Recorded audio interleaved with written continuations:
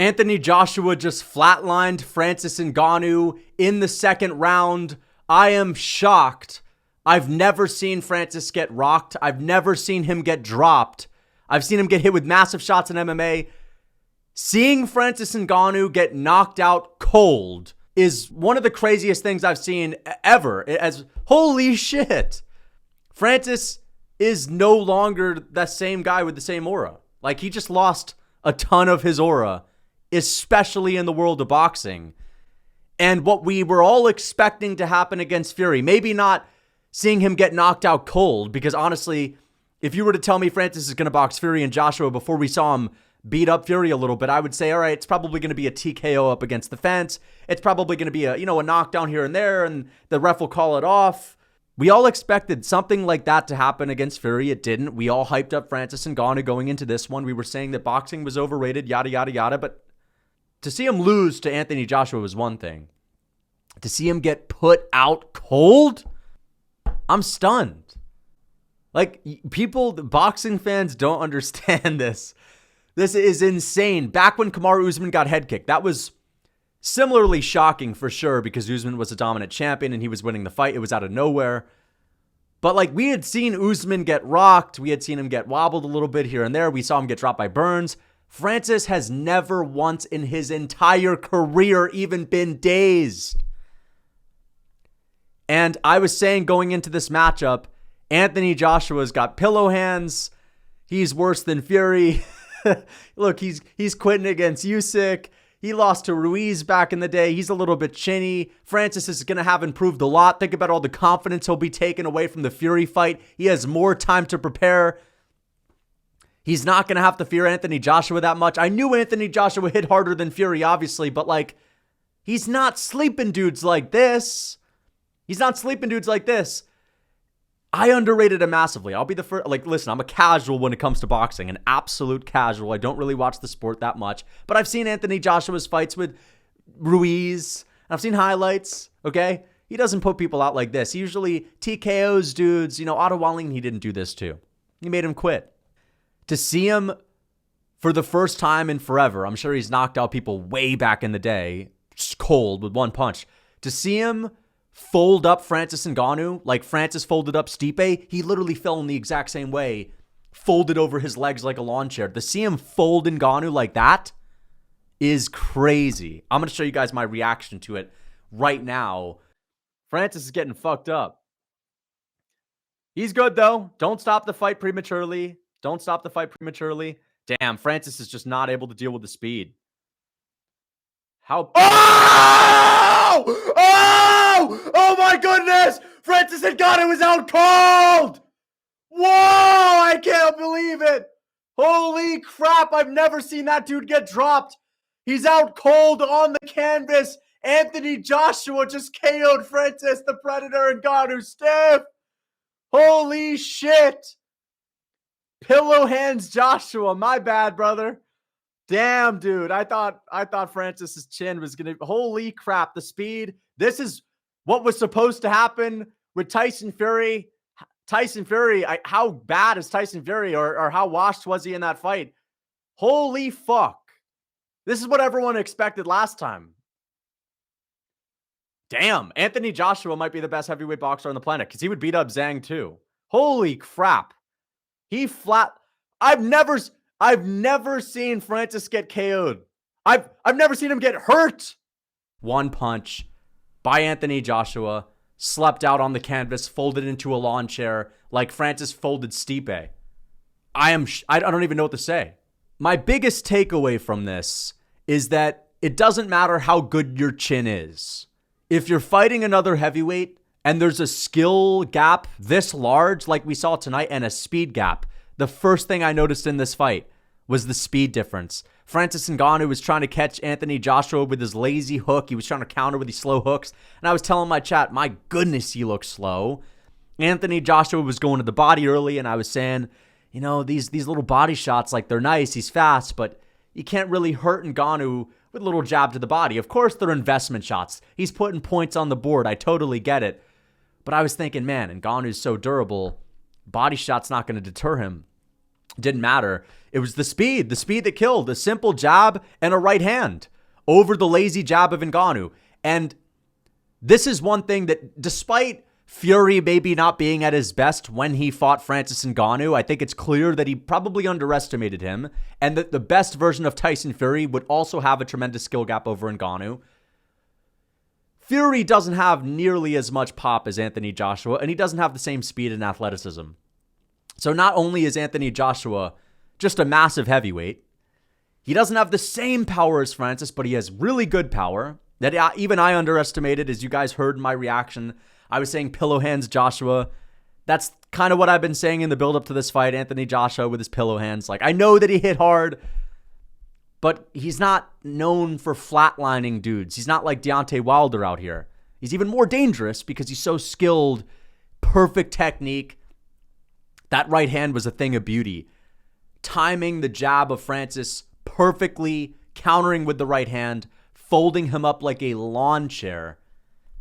You cannot make mistakes when there's a skill gap like that and you're that slow. Francis Ngannou in MMA with MMA gloves, I know boxing fans are going to be looking at him and saying, damn, he absolutely sucks. He's as slow as a tortoise. In MMA, he's actually kind of fast when he's throwing his hands with 4-ounce gloves, and it's a totally different thing.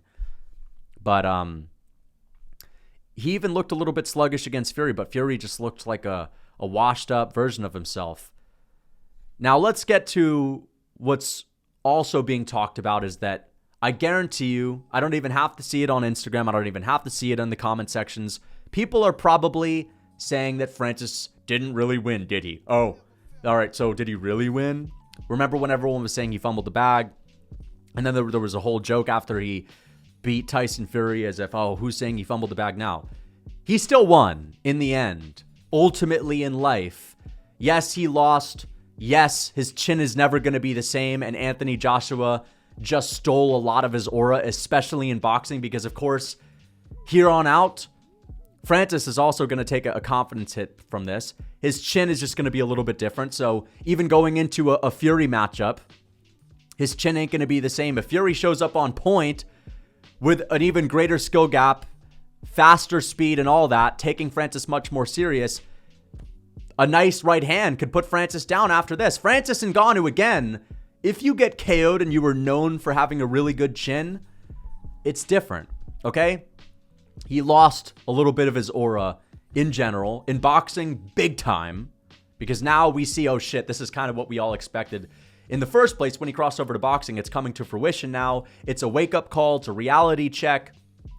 But as far as life goes, ultimately, if you're saying this proves Francis Ngannou made the wrong choice all along to leave MMA, you're just fucking coping, honestly. Francis Ngannou, nobody expected him to even get any of these fights, let alone have a fight with Tyson Fury, have the best performance of his life, catch Tyson Fury on a bit of an off night, and technically beat him in most people's eyes. I mean, I think that was a bit of a robbery. No one expected him to not only get a fight with Fury, beat him in most people's eyes, and then get a fight with Anthony Joshua. I think he got like a $20 million payday.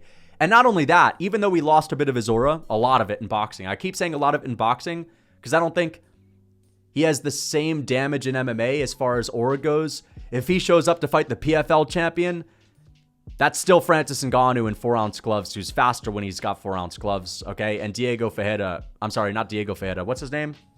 Something Ferreira. He's a bit of a journeyman. He's not that great. He's not old. He's a big dude. He's like 6'8". He's got a really long reach. What, we're going to hype him up because he KO'd old man Ryan Bader? Let's relax. Francis probably still chins him, but it's more dangerous, of course. But in life, I know I'm going on tangents all over the place. In life, he just got a $20 million payday after fighting Tyson Fury.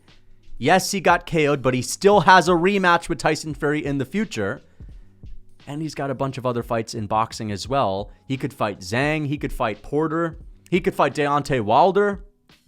I think Wilder actually sleeps him out cold, honestly, because here's the thing. Listen, it's the speed, and you just got KO'd. All right, Wilder may not be able to set up the shot that perfectly. I know technique-wise, he's not as good as Anthony Joshua. Tactics, fight IQ, it's not on the same level. But I could see Wilder coming over the top with a beautiful right hand, knocking Francis out in a similar fashion. But my point is, as far as paydays go, Francis still has them. This is not the end of him in boxing because of the story he has going with Tyson Fury, because Fury wants to get that one back after he fights Alexander Usyk. Speaking of Usyk, how good is Usyk? Holy shit. How good is Usyk, man? For beating Anthony Joshua twice, which is, to me, insane, right? Dude, before this fight, I was talking so much smack about boxing. I was like, oh, Anthony Joshua lost to little pipsqueak Usyk, who's basically a middleweight. And, you know, Anthony Joshua got knocked out by fat Andy Ruiz.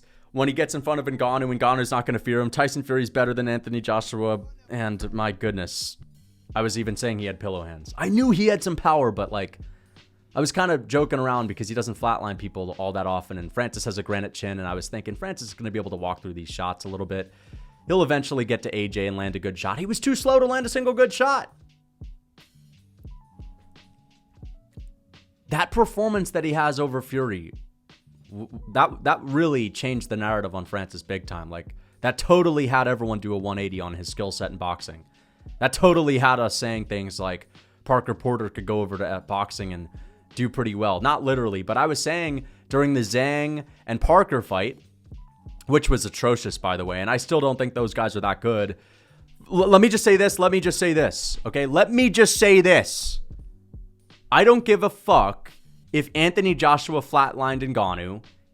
That doesn't mean that Ngannou loses to all the other boxers. We cannot pretend he didn't do what he did against Fury. We cannot pretend that there's not a difference in stylistic matchups between Ngannou versus Fury and Ngannou versus Joshua. The most important difference being the speed and the power. Fury may be sort of fast, right? He looks like Captain Underpants. He looks like a bit of a blob, but he does have some good speed for a guy of his size. He has some slick footwork, but he's not nearly as explosive and snappy, right? He's the guy that kind of flicks out his jab, long and rangy. He's not as explosive and fast as Anthony Joshua, okay? Anthony Joshua also has nasty power. And when he has a skill gap over Francis, it was a nightmare matchup the whole time. Okay, fine. Fury wasn't at his best. Maybe Francis doesn't beat him in the rematch. Whatever. He loses to Anthony Joshua every single time. Whatever. How would the Usyk matchup go? I bet Usyk probably beats Ngannou in a different way, but different stylistic matchup. Usyk doesn't have as much power as Anthony Joshua.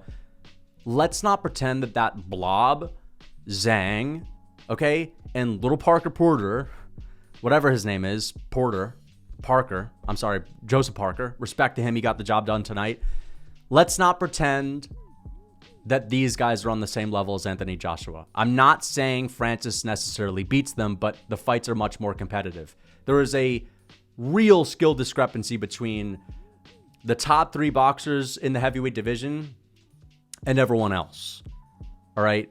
It's very clear at this point that Anthony Joshua and Usyk are truly the best boxers on the planet at heavyweight by far. Tyson Fury looks like he's declining a little bit. I'm sure he'll wake up a bit more for the Usyk fight.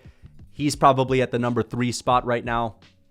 And then there's a significant drop-off. But Francis is closer to some of these other guys than you would think. Because again, while watching that Zhang and Parker fight, those guys are so plotty, right? I mean, first of all, Zhang is a blob.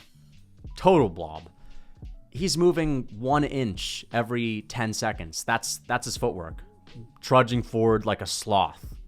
Okay, Parker looks like a light heavyweight out there, fighting in the heavyweight division. It's just not the same. But back to Francis Ngannou winning in life. Because again, I know people are going to be saying, but did he really win now? Like, yeah, I know he got KO'd. That sucks. He got flatlined. That's a lot of brain damage. I totally get it. And he lost a big part of his aura, okay? But he still has a fight with Tyson Fury in the future. He still is going to be able to fight other boxers like Deontay Wilder. Wilder's coming off of a loss too. That would be an amazing fight. And he will walk right into a title fight in the PFL. Now, do we care about the PFL? No, of course not. But the PFL is opening up their wallet for Francis Ngannou, and they're basically overpaying him for their own standards, meaning the PFL is like burning cash to pay for Francis Ngannou. So even though it's not like a really longed after fight, no one's really asking for it that much, it's an interesting one. He just got KO'd. He's coming off of a loss. He's going back into the 4-ounce gloves territory against a guy that's 6'8", that also has some power, that looks to be hitting his stride. It is an interesting matchup. It is dangerous for Francis. And he'll get a massive payday from the PFL no matter who tunes in. And I actually think because Francis got knocked out tonight, his fight in the PFL against this Fajeda guy is probably going to do a lot more than it would have done if Francis had won, or if Francis has went to like a decision or had an okay performance and gotten like TKO'd up against the fence. Again, I cannot believe that Francis Ngannou got flatlined. That to me is just crazy. There's going to be some boxing heads in here that are going to be saying, dude, you should have known he was going to... When you see a guy with a granite chin, you never expect it to just go like that, okay? We know eventually something like that will happen, but we usually think TKO, up against the fence, standing stoppage, multiple knockdowns, fight ends. Seeing someone with a granite chin that, again, has been hit clean by big punchers in MMA with 4-ounce gloves, with head kicks. Seeing him go out cold, got hit with some good shots from a big Tyson Fury, who's not as fast, not as heavy hitting, but still ate everything from Tyson Fury, walked through it like it was nothing. It's just insane to see him get knocked out like that. So it does suck for Francis Ngannou. It is very sad for him, but Anthony Joshua really putting on for the boxing fans. If he were to have lost tonight, it would have been a horrible look for him. Us MMA fans would have had a heyday with that. We would have been saying all types of crazy shit. Like, again, we would have been saying that Volkanovski can cross over after getting KO'd a couple of times. We would have been saying that Tony Ferguson could be a champion at this point in boxing. I'm just exaggerating a little bit. So it was a great main event, even though Francis Scott slept, and that is pretty sad to see. We're back to reality. This is what should have always happened with Francis Ngannou facing boxers. He should have always gotten his ass kicked like this. So there's that. But again, Anthony Joshua's levels above Zhang, Parker. I think his name is Joseph Parker. Levels above these guys. So Francis can still be somewhat competitive with a bunch of other high-level boxers. Like Otto Wallin, let me just say this. Otto Wallin gets flatlined by Francis Ngannou. I don't give a fuck if Otto Wallin has a little bit of a skill gap over Francis. Otto Wallin is a pipsqueak. He has absolutely no power whatsoever. He has less power than Tyson Fury. And he literally quit in his last fight. Francis would steamroll someone like Otto Wallin, okay? But how will Francis do against heavy hitters from here on out? That Fajeda matchup looking kind of scary. The last thing I'm going to say is, once again, boxing pales in comparison to the UFC, ONE FC, Bellator, and PFL when it comes to production. All right? I was told by DAZN itself and all of their social media posts that the main event was going to start at 5 p.m. Eastern time tonight. Usually when the UFC does an event in Abu Dhabi, it starts at around the same time, 11:30 a.m. The main event is on at like 5 p.m., 5:30. And then it's over by 6. We weren't watching Francis Ngannou walk out till like 7. Okay? You told us 5 p.m. it was going to start. Why in the hell do they have 30-minute breaks in between every single fight, even when it ends in a finish? Okay? I tuned in 5. I was like, I was at the gym. I was rushing to get home. It was like 4 o'clock. I was like, damn, I don't want to miss the walkouts. I may as well watch the walkouts. It'll be a big moment. I expect that we're about to see Francis. And no, it's the freaking feature fight with this guy, Nick something. It was a good performance from him. I forget his last name. Again, I'm a casual in boxing. Versus someone else. The feature fight. And there was a 30-minute gap in between when I logged on and when that fight actually happened. And then, of course, 40-minute gap in between the feature fight, which went 12 rounds. And again, like every other boxing match, even when it's a good fight, it doesn't start getting heated up until like the 5th and 6th. A little bit of a disappointing thing that we always get with boxing. 40-minute gap between that and the co-main event. That fight kind of sucked after the first couple of rounds. Zhang, again, overhyped. Blob, as plotty as it could possibly get. Boxing fans glaze this guy. I guarantee you Cyril Gane can dance circles around him. And yes, that's not saying he can't KO Gane, but Gane would literally dance circles around him. Let's be honest. Okay, but he is tough. And he hits hard, so there's that. But he's like 400 pounds. Of course, you're going to hit hard when you're 400 pounds. A good win for Parker. And then we had to wait like 30 minutes in between that, or 40 minutes in between that and the main event. But one thing that I liked more this time is that the walkouts were a lot faster than they were when Francis fought Fury. There was way more antics and showmanship when Fury walks out. We know how Fury does it. Walking out in the throne, getting elevated like that. So yeah, man, boxing... outdated. It seems to be ran by a bunch of people in their late 30s, early 40s that think we want to watch a circus. Millennials. We need some Generation Z people that are running the show. Or, look at what the UFC does. Look at what Bellator does. Look at what the PFL does.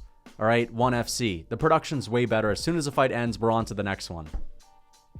Even during the prelims for the UFC, where advertisements during the prelims are really important, if a fight ends in the first round, they'll stretch it out a little bit, but it's only like 15 extra minutes, okay? Once you get to a main card in the UFC, if there's a first round finish, we're not waiting 30 minutes. The next fight is on in the cage. They're throwing hands within the next 15 at the very most. So boxing, stop stretching your events out so much. We don't need to see 3 different groups offering the most like regurgitated, simple takes possible. There's nothing interesting that these guys are saying. The most predictable things ever. All right, they just go from one group to another group to another group, saying the same bullshit over and over and over again, talking about fights that we're already tuning in to see. We know what's going on. We know why we're watching Ngannou versus Anthony Joshua. We get it. We don't need you to sell us even further. We're already fucking watching. So, like, yeah, boxing still pales in comparison. Even though Anthony Joshua was putting on tonight and kind of proving to everyone that, hey, you can't just come into our sport and beat the top dogs, even though Francis Ngannou literally did that to Tyson Fury. And even on an off night, Tyson Fury losing to Francis Ngannou is a little bit sad. It's not a great look. Oh, wow. The second best heavyweight boxer on the planet, who is the second best by a landslide, beats Francis Ngannou, who was known for being sloppy in MMA. Kind of predictable, but again, he proved me wrong. Proved a lot of us wrong. And the Francis Ngannou experiment, him being a heavyweight champion, the aura, it's starting to decline rapidly tonight. But he still has a future in boxing. May not be the best future, but he still has big fights lined up. I predict he'll get at least 2 more big fights. One against Fury, but one in between, right? Maybe against Deontay Wilder, maybe against Parker, one in between. And he has a big fight in the PFL lined up for him where he will get paid a lot, which is what matters. But I hope his chin is not totally gone because, again, you never know what's going to happen after you get flatlined like that. That was a brutal one. So I hope that he recovers. I hope he heals up well. Credit to Anthony Joshua. Boxing fans, enjoy this one. MMA is back tomorrow night to take over the headlines. Until next time.